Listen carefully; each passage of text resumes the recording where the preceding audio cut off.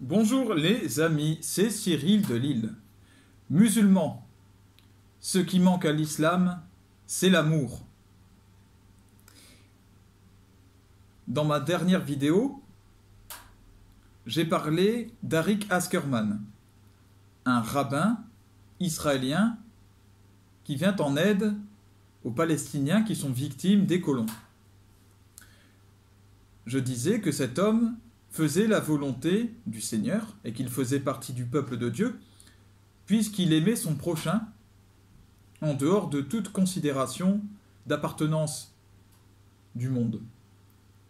Il aime son prochain, alors il fait la volonté de Jésus-Christ, puisque la règle suprême qui est donnée par Jésus-Christ, c'est bien celle de l'amour. Sans amour, rien n'a de sens, c'est saint Paul qui le dit. L'amour est premier et doit être la règle suprême de tout véritable homme de foi. Pourquoi ? Eh bien, je vais tenter de le prouver logiquement. C'est du bon sens. C'est du bon sens logique qui tient tant à cœur à beaucoup de musulmans, le bon sens logique. Je vous pose une question simple. Pourquoi Dieu a-t-il créé le monde ? Et pour aller encore plus loin, pourquoi Dieu a-t-il créé l'homme ? Pour quelle raison, au fond ? Est-ce que Dieu a pu agir par contrainte, a pu agir par besoin, pour se faire servir?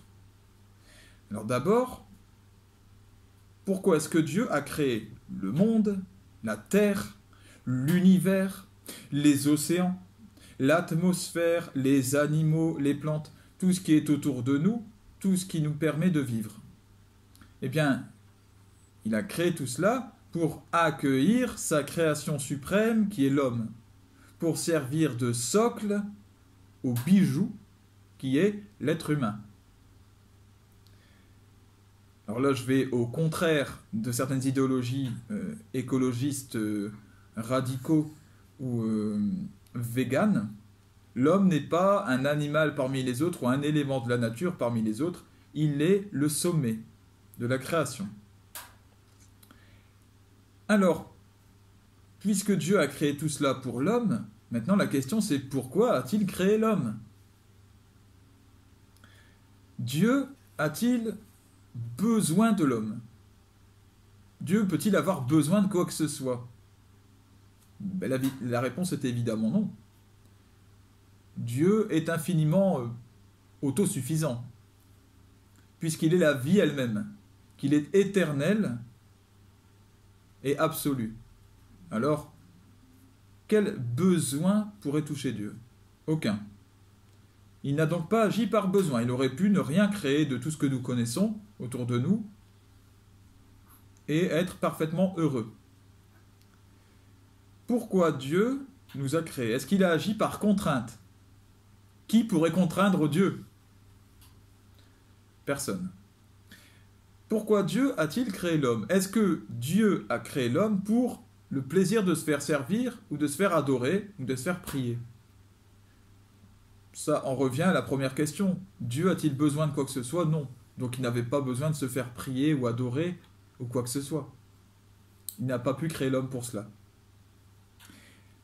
Dieu a donné vie tout à fait gratuitement aux hommes que nous sommes, hommes et femmes, bien sûr, par plaisir, par amour. C'est le mouvement gratuit par excellence, l'amour. Il l'a fait par un élan d'amour, un élan du cœur. Pourquoi est-ce que Dieu, de la même façon, donne tant de couleurs aux fleurs ? Il pourrait ne pas le faire. Pourquoi est-ce qu'il donne des papillons aussi jolis, des arcs-en-ciel, etc. Il y a plein de choses comme cela, si vous regardez bien, qui sont comme des petites œuvres d'art que Dieu nous livre gratuitement. Il n'y a pas de nécessité à cela, mais il le fait par plaisir, par amour de la vie. donc l'amour de lui-même. L'amour nous pousse nous-mêmes à nous dépasser. Le père qui aime son fils ou sa fille va se dépasser pour l'éduquer, pour le protéger, etc., pour subvenir à ses besoins. L'amour nous pousse à sortir de nous-mêmes. L'amour nous pousse à prendre soin de l'autre, à être généreux, à créer aussi. C'est bien ce qu'a fait Dieu. Alors voilà, puisque l'amour est premier, maintenant, voyons la place de l'amour dans l'islam. Et c'est là le problème que je pointe du doigt.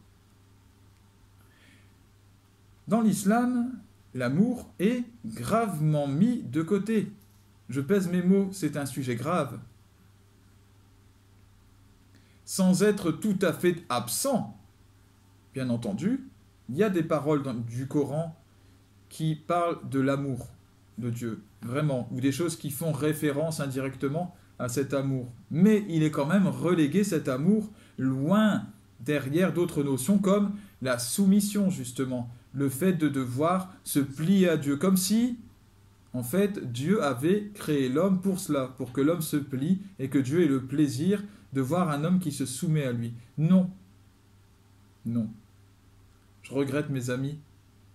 Dieu vous bénisse, mais ce n'est pas le mouvement premier. Dieu n'est pas orgueilleux. Donc il n'apprécie pas en soi de se faire adorer. L'amour doit être premier. Dans les 99 noms de Dieu qui sont donnés dans le chapelet musulman, il n'y a pas un seul nom qui fasse référence à l'amour de Dieu. Or, le chrétien dit que Dieu est amour, que c'est là son nom.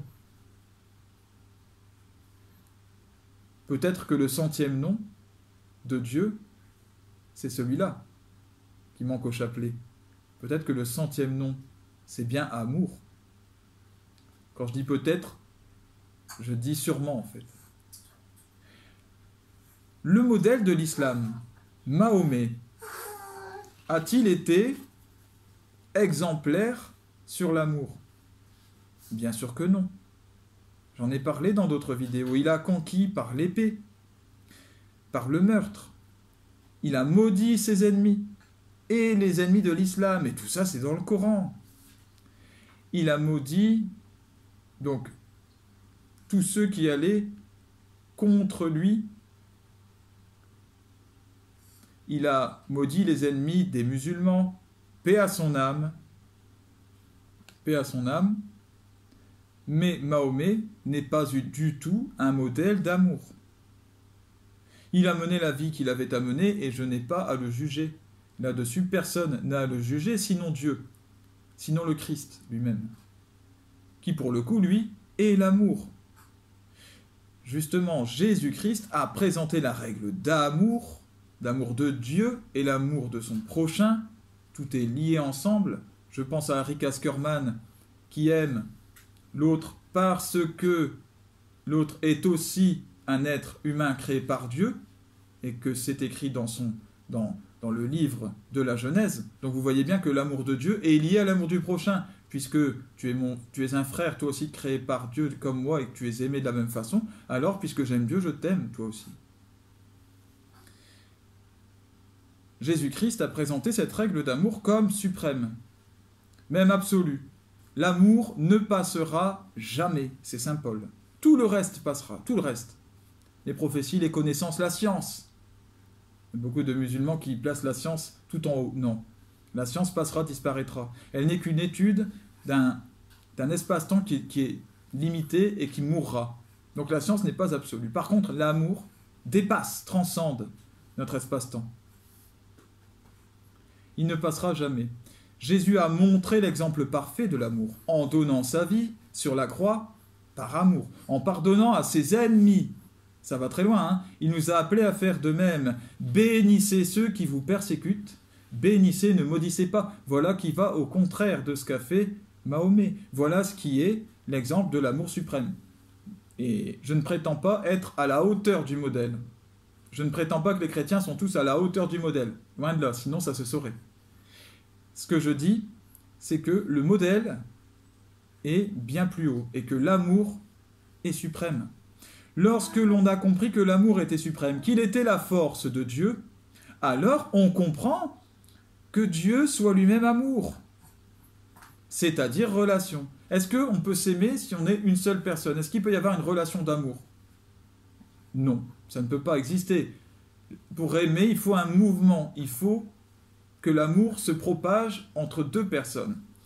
Et bien voilà pourquoi Dieu est Trinité. Si l'on comprend l'amour, que l'amour est absolu, si l'on comprend que Dieu est amour, alors on comprend la Trinité.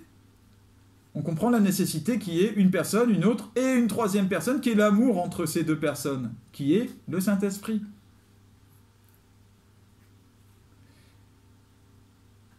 On comprend que puisque Dieu est amour, eh bien, Dieu se soit abaissé à vivre en homme, à venir dans la chair parmi nous, par amour. Sans cette notion-là, on ne peut pas comprendre cela. On ne peut pas comprendre l'incarnation. Voilà pourquoi les musulmans refusent la Trinité. Voilà pourquoi les musulmans refusent et condamnent l'incarnation de Jésus-Christ. En tout cas, le statut, je veux dire, de fils de Dieu de Jésus-Christ. Puisqu'il manque à l'islam l'amour. Et c'est l'amour qui est le moteur premier de ces notions-là.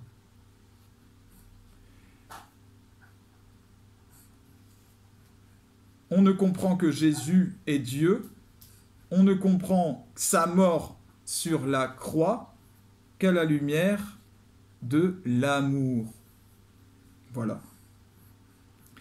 Voilà pourquoi il a pu aller jusqu'à mourir sur la croix pour nous, être tué comme un moins que rien, par amour. Oui, bien sûr qu'il était infiniment digne, bien, il n'était pas digne d'être traité de la sorte, mais il l'a accepté par abaissement. Comme un père peut subir des choses terribles, peut vivre des indignités pour aller sauver son fils ou sa fille. Voilà. C'est l'amour qui pousse à ces choses-là. Alors, je demande que chacun reste respectueux dans ses commentaires. Voilà, je n'attaque pas de personnes, de gens personnellement. Moi, je combats sur le plan spirituel, je combats des doctrines et des pensées. Et je respecte chacun et j'aime chacun. C'est ce qui me pousse à agir, moi aussi, l'amour. Alors, je ne veux pas d'insultes. Je ne veux pas d'insultes, ni envers moi, ni envers les autres. Autant de la part de musulmans que de chrétiens. Il y a beaucoup de musulmans en ce moment qui viennent me manquer de respect. Je vous préviens, je le refuse. Parce que manquer de respect, parce que je suis chrétien, c'est une chose. C'est pas grave, je vais m'en remettre, et puis ça fait partie du chemin. Mais ce sont des insultes que vous proférez envers tous les chrétiens, au fond. Et je ne veux pas que mon mur devienne un champ de bataille, ou un lieu où des personnes viennent et soient blessées. Alors je vous demande de faire attention à ce qui sort de vos bouches, à ce que vous tapez avec vos doigts. Parce que s'il y a une chose que Dieu n'aime pas, ce sont les violents. Voilà. Dieu n'est pas ami de la violence.